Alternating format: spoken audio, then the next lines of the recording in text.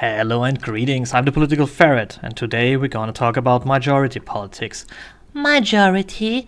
Don't you mean minority? No, I mean majority rights, but to understand that we have indeed to start with minority politics. So, well, what is it? Minority politics follow the idea that special groups have special rights, so groups who are not in the majority but in a minority should have rights. Of course, what groups should have rights and what groups should not have rights and what groups are groups and what groups are not groups that's completely arbitrary. So if you have, say, 10 people and 8 define themselves as Group A and 2 as Group B, then A could easily force Group P to do stuff they don't want to do or stuff that could harm them. So B is unable to achieve political power by a fair voting system. The idea was born that these minorities should get special treatment. And that was quite a good intention. Nice idea. But what happened? Well, anybody wanted to be a minority. So they defined minorities as if there were no tomorrow. What about the majority? Well, in the classical lefty ideology, it's in essence the wealthy white males, because for some reasons females are understood as minority, which I find is an insult, but who cares about me, huh? And your sexual preferences, of course, make you a minority, and your self-understanding and your ethnicity makes you a minority, and whatever. Long story short, if you want to be a minority, you can be one, without even change anything you do. Just go on Google and find something you like or something you think you are. Find a radical group that pushes this agenda, or better an NGO, and ta-da, you're into the club. Okay, but what about the majority? I mean, there must be a lot of them around. Well, there are not really a lot of them around. You see, understanding mathematics is not really the strong suit of politicians, so it's quite natural that they misunderstood the concept of averages. So, if you have 100 people who are pretty different, you can find an average value, say for heights or weight or IQ or whatever you want. And this works best for things who has a smooth distribution. If you have a more, let's say, digital thing like men or women, we would find out that we are in average female. And because there are just more females around than males, but you see the problem with that. So let's take something like height. You know, there are small people around, there are big people around, and if you calculate the average, you could argue that this is the average, and because this is the average, it must be what most people are, right? Wrong! It looks like this. If you say you count the average people, the column against the rest, you see there are more non-average people than average people.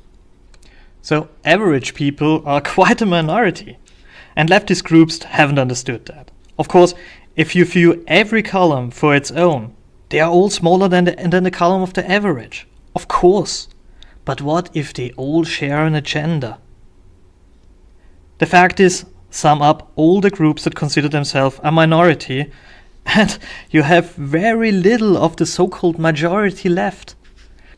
And it's always a them against us and us against them. So minority groups such as feminists, sorry, will point their fingers to the man, even though the next group will point their fingers to the Muslims of all genders, of course, and the next to the rich of all genders, of course, and the next of the poor of all genders, of course.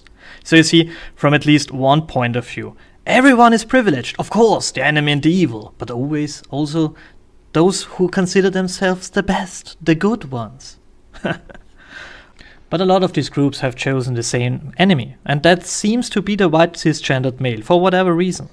Perhaps it's this idea of, oh, these guys are rich because they earn more money and they don't rely on the state, so they have to be these oppressive, evil thingies. But there are not a lot of them around there.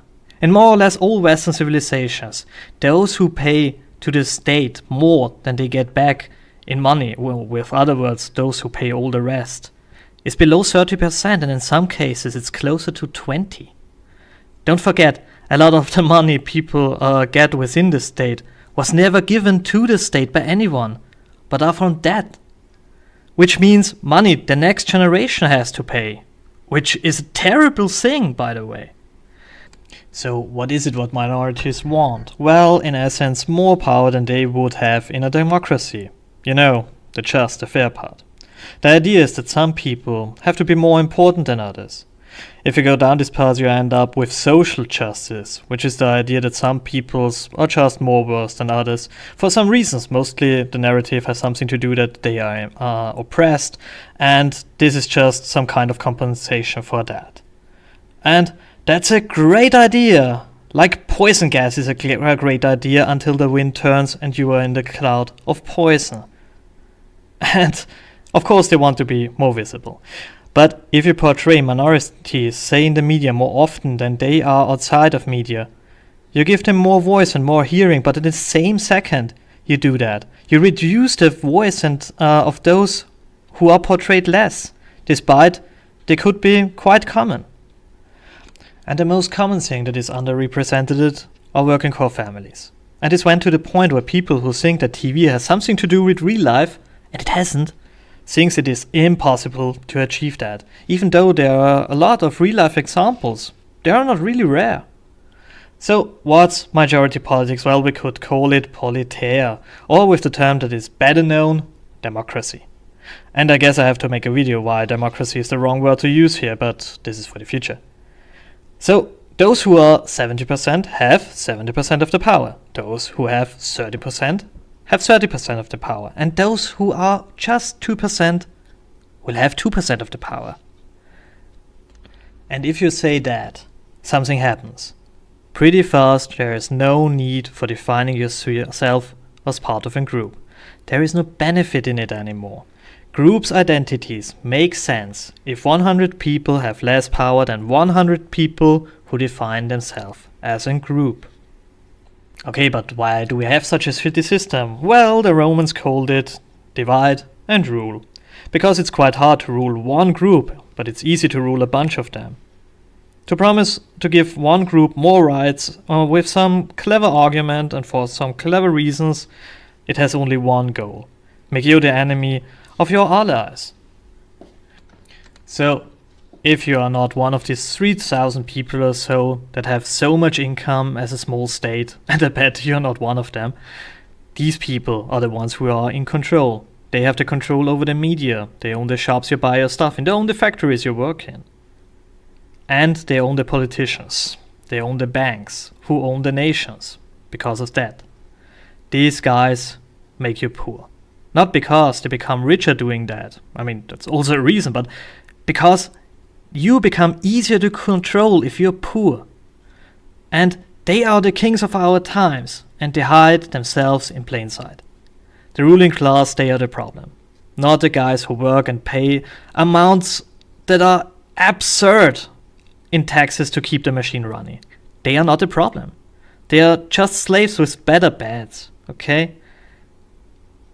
So these super rich guys tell you via media that others have privilege. Guess what? They tell the next majority group the same thing about you. Don't be stupid, you have been played. If you become the average, if you become the dominant group, or the average group, they play the same game with you. That's never ending. Wake up. Find that we down here under the boot of 3,000 rich people have quite more in common than they want you to see. There are no groups. There are people who have power, and you will never see one of them in your lifetime with your real eyes. Never. And there is the rest of us.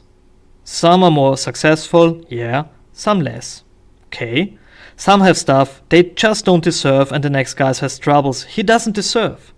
But the best way to make this world a better place is justice. Real justice. Egalitarianism. The idea that we all have the same value, the same rights. That nobody of us is better by default. But also that some of us have privilege because we earned them. Not all, that's sure, but some of this stuff is earned. And this privilege is okay to have. We are the majority. Don't be slaves of the ruling class. Don't take the bait. And if you took it already, spit it out as long as you can and do it fast. Because if they have us down, you're next.